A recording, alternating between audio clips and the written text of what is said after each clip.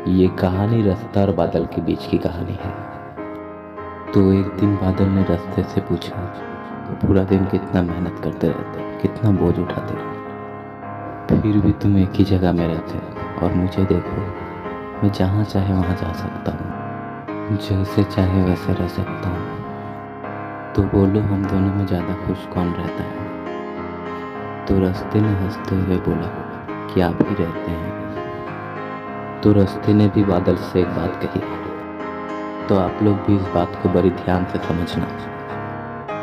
तो रास्ते ने बादल को बोला, कोई इंसान अगर भिखारी को भीख ना दे तो उस भिखारी को कोई फर्क नहीं पड़ता, क्योंकि उसे पता है कोई 10 आदमी ऐसा भी है जो उसे भीख देगा।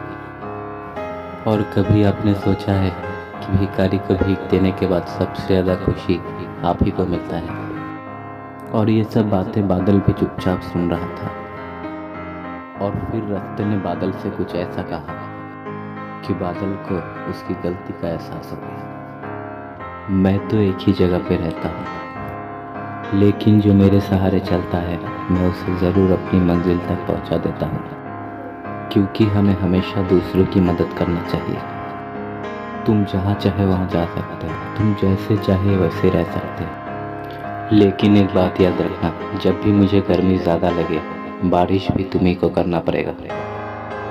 और बादल को सब कुछ समझ में आ गया कि दूसरे की खुशी में ही हमारी खुशी है, और हमें जितना भी कष्ट हो हमें मंजिल की तरफ बढ़ते रहना है, और यही रास्ता हमें मंजिल की तरफ लेके चलता है।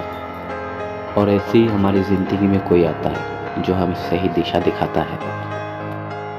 बस हमें इतना समझना है कि हम बादल को चुने या रास्ते को, क्योंकि मेहनत जो करता है मंजिल तक तो वही पहुंचता है।